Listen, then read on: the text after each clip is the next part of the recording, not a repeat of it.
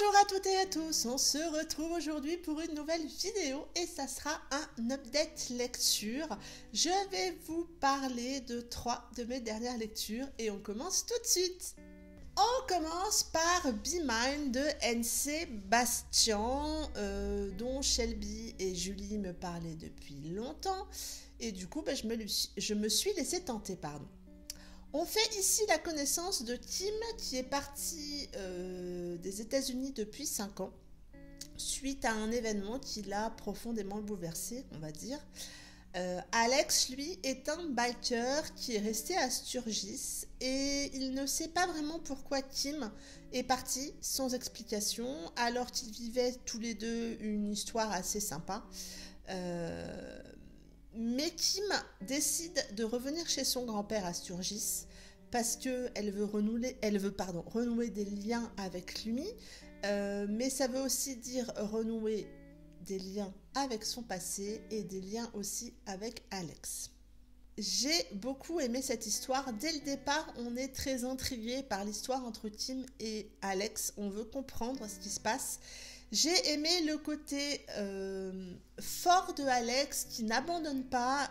Vraiment, il ne lâche rien vis-à-vis de Tim et ça m'a plu.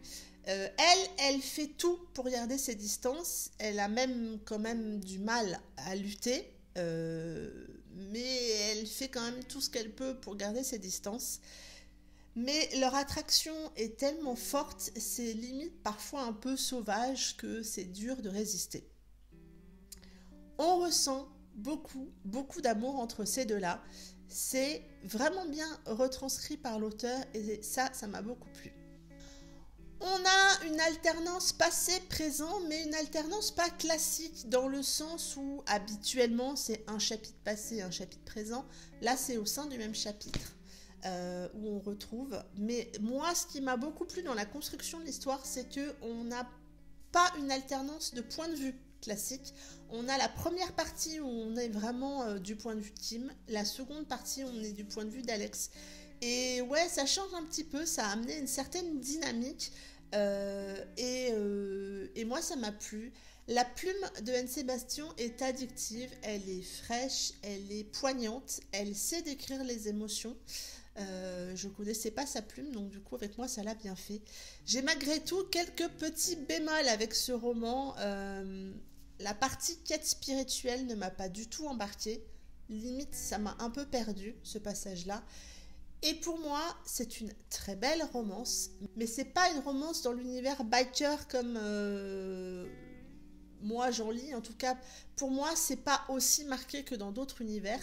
C'est sans doute dû au fait que j'en lis beaucoup et du coup, c'est un univers que je connais assez bien. Là, pour moi, oui, ils sont bikers, oui, on a un club de moto, oui, il y a quelques trucs autour du club, mais on n'est pas non plus dans un truc très sombre. Si vous avez envie de découvrir l'univers biker, ça peut être un très beau roman pour commencer. Mais si vous êtes habitué à un roman biker, c'est pas la partie en tout cas qui va vous emmener dans ce roman.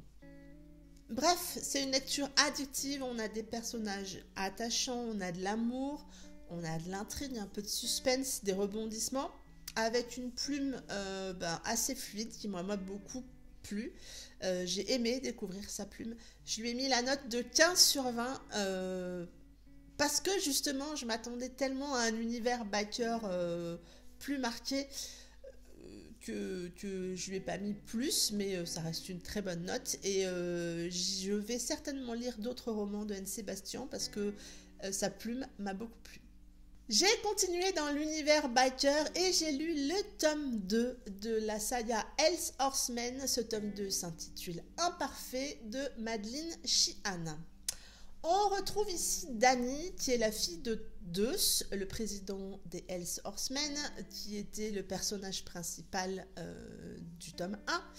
Dani a 18 ans et doit aller à son bal de promo de fin d'année. Ça ne se passe pas très bien et elle appelle Reaper pour qu'il vienne la chercher. Reaper, lui, est l'un des membres des Hell's Horsemen, sergent d'armes du club de bikers. Il est donc très très proche de Deus et il a 32 ans. Ripper vient donc chercher Danny à son bal de promo.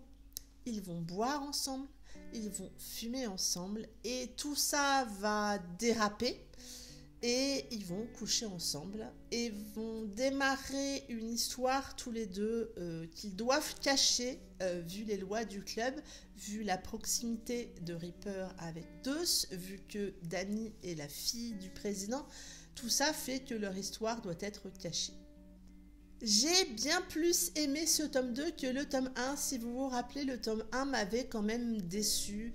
Ce tome 2 m'a déjà beaucoup plus plu parce que Ripper et Danny m'ont plus plu que Deuce et Eva. Danny, c'est une jeune femme très lucide sur sa vie. On découvre son ressenti sur les événements du club, sur ce que vit son père avec Eva et ce que son père a vécu avec Eva. Et on voit, je dirais, sa très grande solitude. Elle est seule, Danny, elle se sent seule. C'est une jeune femme qui a été tenue beaucoup à l'écart de ce qui s'est passé au club. Mais malgré tout, elle est très lucide et très au courant de ce qui se passe dans le club. C'est exactement tout ce qui s'y passe. Et elle a une sacrée force de caractère. J'ai beaucoup aimé ça. Ripper, lui, est un personnage torturé, blessé. Il a été torturé par Frankie dans le tome 1. Et du coup, il en est sorti très marqué. Il est marqué physiquement puisqu'il a beaucoup de cicatrices, que ce soit sur le visage ou le corps. Il a perdu un œil. Mais il est aussi marqué très psychologiquement par tout ça. Ça l'a vraiment détruit. Ça a détruit l'idée qu'il se fait que les femmes peuvent avoir de lui. Bref, il est très complexe comme personnage. Il est très brut, il est très sauvage et du coup, moi, ça l'a beaucoup fait. Et étonnamment, dans ce milieu-là, il est aussi très fidèle. Et ça fait un ensemble. Il est moins connard que Deuce. Du coup, ça fait un ensemble qui fait que c'est difficile de ne pas s'attacher à lui. On a beaucoup d'actions dans ce roman, beaucoup d'actions, que ce soit autour de Ripper et de Danny, mais aussi autour du club. Même si j'ai trouvé le roman à 2 vitesses, on a pour moi une première partie assez lente, parfois peut-être un peu trop, et une seconde partie assez rapide et pour le coup parfois un peu trop. J'aurais aimé que certains passages soient plus approfondis, que certaines moments de suspense durent un peu plus longtemps. J'ai vraiment ressenti un sentiment de vitesse dans cette seconde partie. C'est pas un gros bémol, mais voilà, il y a 2 vitesses, j'ai trouvé dans ce tome 2. On apprend aussi beaucoup de choses sur le club. Il se passe vraiment beaucoup de choses dans la seconde partie, voilà, qui donne cette impression de vitesse. Je lui ai mis la note de 16/20 à ce tome 2. Je l'ai trouvé plus réussi, plus fluide et finalement plus addictif que le tome 1. Le tome 1 avait failli me faire lâcher la saga, mais j'ai tenu bon, en particulier pour toi Stéphanie, tu vois. Je vais lire le tome 3 parce que le personnage principal masculin va être Cage, si je ne me trompe pas, le frère de Danny. Et ça promet, je pense que ça promet.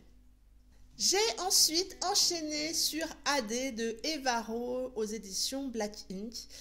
On fait ici la connaissance d'Adélaïde, qui se fait appeler AD, qui est une jeune femme passionnée de danse hip-hop et qui a 24 ans. Depuis quelques mois, elle galère, elle a rompu avec son compagnon et cette rupture a été très compliquée et du coup, elle vit chez sa meilleure amie. Sa prof de danse va lui proposer de partager un grand appartement en colocation avec son fils Anthony. Adé va finalement accepter assez facilement cette proposition et elle va devenir la colocataire de Anthony. Anthony, lui, n'apprécie pas trop cette situation et dès leurs premiers échanges, il va être très virulent avec elle et ça laisse rien présager de bon. Même si Adé amène sa bonne humeur, son humour face à un Anthony un petit peu bourru, elle va quand même se sentir très rapidement attirée par lui. Et je m'arrête là pour le résumer. J'ai beaucoup aimé ma lecture. On a de l'émotion, on a de la sincérité, on a des rebondissements, on a des personnages torturés, moi comme j'aime. Je ne me suis pas ennuyée dans cette lecture, voilà, ça s'est lu très facilement. Adé est une jeune femme très attachante qui a vécu des choses compliquées avant et elle a cette force et cette envie d'avancer, de continuer, de rebondir et moi j'ai bien aimé. Anthony, au départ, c'est obligé, on le déteste. C'est une vraie tête à claque, ce mec. Il est rempli de sarcasme, mais on se rend compte très vite que ce sarcasme cache de la souffrance. Mais il va quand même faire vivre un enfer à Adé pendant quelques temps. Il va jouer au jeu du chat et de la souris avec elle et il va vraiment souffler le chaud et le froid. Vraiment beaucoup. Et au début, il en est très agaçant. L'histoire entre eux se met en place assez rapidement, pas très, mais voilà, j'ai trouvé que ça venait assez rapidement. Il y a beaucoup de tensions entre eux, pas que des tensions sexuelles, mais il y en a, et Eva a réussi à amener cette tension et à nous la faire comprendre. Et du coup, ça amène des situations assez cocasses. J'ai bien aimé aussi la fraîcheur de Adé dans ses échanges que ce soit avec Anthony, parce qu'elle lui rentre dedans et elle lui en fait voir de toutes les couleurs, mais que ça soit aussi avec ses amis. Et on a des personnages secondaires très riches qui amènent quelque chose à l'histoire. Vous le savez, c'est pas la première fois que je vous le dis, moi j'aime bien ça. L'histoire est prenante, la plume de Eva est fluide, elle est remplie de sensibilité, c'est vraiment quelque chose qui m'a touchée, qui m'a embarquée, et voilà. J'en ai discuté avec elle, j'ai un tout petit bémol, je ne pourrais pas vous dire exactement lequel, parce que sinon je vais vous spoiler, mais pour moi, cet état de fait n'était pas forcément nécessaire à l'histoire. Je comprends pourquoi Eva l'a mis dans son histoire, mais ça m'a un poil chagriné. Ça ne gâche en rien l'histoire au global. C'est juste que ce cliché-là sur la romance m'agace un tout petit peu et que c'était pas forcément nécessaire, en tout cas pour moi. Mais ça reste une lecture très très addictive avec une très belle plume remplie de sincérité, avec des personnages écorchés, abîmés comme je les aime vraiment. Je lui ai mis la note de 16/20 et c'est une, pour moi, très belle découverte. Comme je vous le disais dans mon bilan, j'ai eu un gros coup de cœur pour l'auteur et cette lecture a été une très belle découverte. J'ai vraiment, vraiment hâte de relire quelque chose de Eva Rowe. Ça en est tout pour cette vidéo. N'hésitez pas à me dire si vous avez lu un de ces romans et ce que vous en avez pensé. Dites-moi tout en commentaire, je me ferai un plaisir de vous répondre. En attendant, je vous souhaite de très très belles lectures, un très bon week-end et je vous dis à très bientôt pour une prochaine vidéo. Bye bye!